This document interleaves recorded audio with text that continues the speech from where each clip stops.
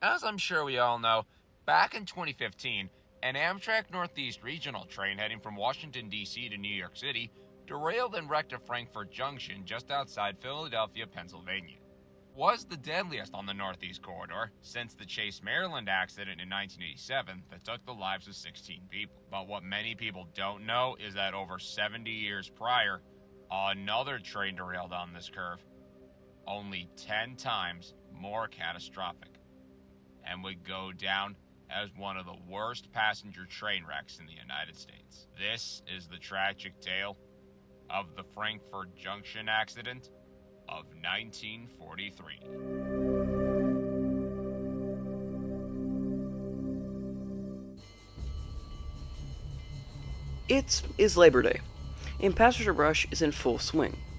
The Pennsylvania Railroad had to lay off 16 car trains to accommodate the expected high demand of passengers coming in and out of the city. This was no less the case when on September 6, 1943, the Pennsylvania Railroad premier train, the Congressional Limited 152, was 16 cars long with 541 passengers on board for the run between Washington, D.C. and New York City. The train was pulled by a PIR GG1 number 4930, which relatively new, only being 7 months old at the time, and was one of the last 10 GG1s built for the Pennsy. The train pulled out of D.C. around 4 p.m. and got underway on the non-stop trip. Later on down the line, the train passed through North Pennsylvania Station ahead of schedule. Everything appeared in order, and the engineer slowed the train down for the curve. But shortly afterward, as it passed the rail yard, workers noticed flames coming from underneath one of the cars. They rang the next signal tower at Frankford Junction, hoping the man in the tower can alert the train's engineer and get him to stop. But the call came in too late, and disaster struck.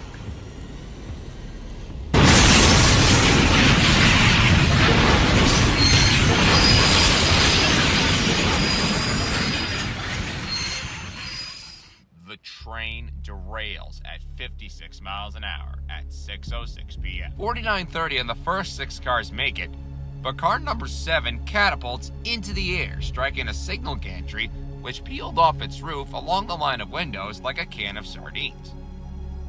Car number 8 then wrapped itself around the gantry upright in a U-shape.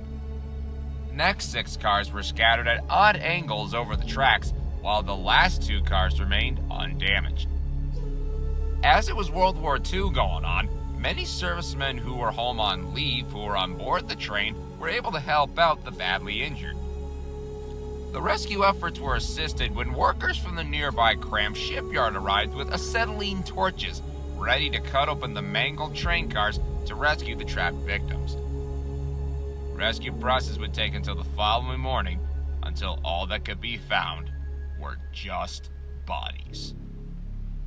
In total, 79 people died, and a further 117 are injured. It is the worst passenger train accident not only for the railroad, but also in the state of Pennsylvania. Now there are questions to follow. What caused this wreck to happen? Why did so many have to die? And how did those coaches even go airborne? As previously stated, when train 152 was passing by the nearby rail yard, workers noticed flames coming from underneath one of the coaches. Turns out the journal box on the front of coach 1860, the 7th car, seized up initially, causing a flat spot.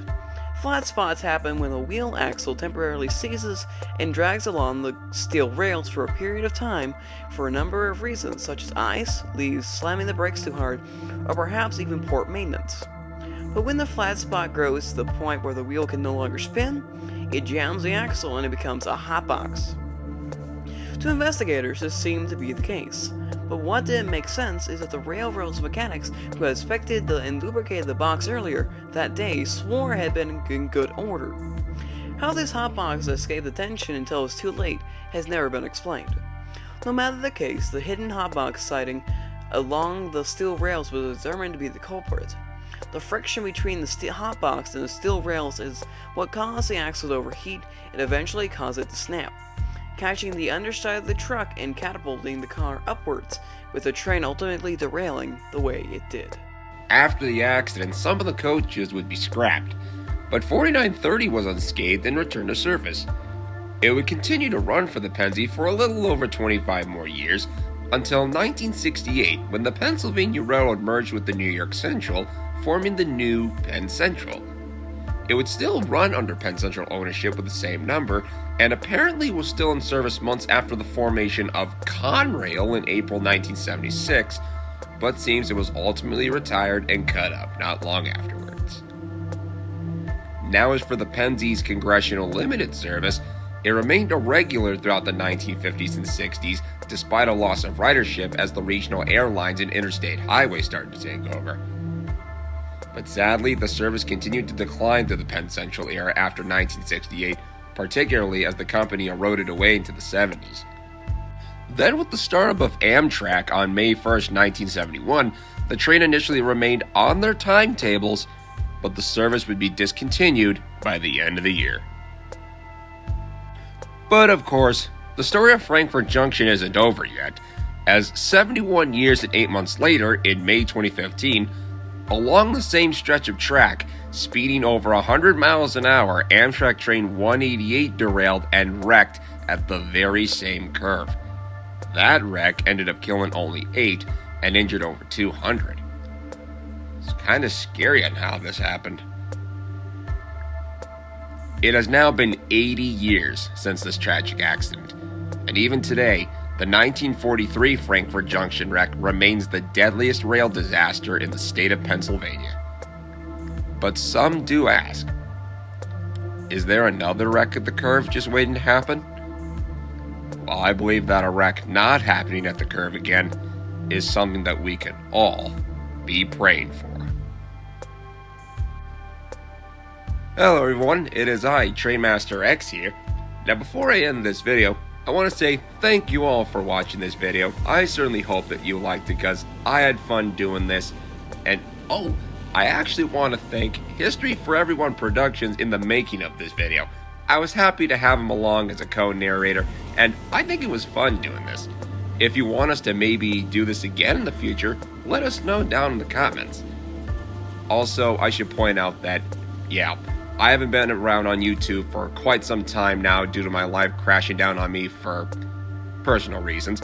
But yes, I am here and I'm still alive. It'll still be some time before I get back to making train videos again, but I have literally thousands of videos of trains over the past few years to make up for it. So that'll come in the future at some point.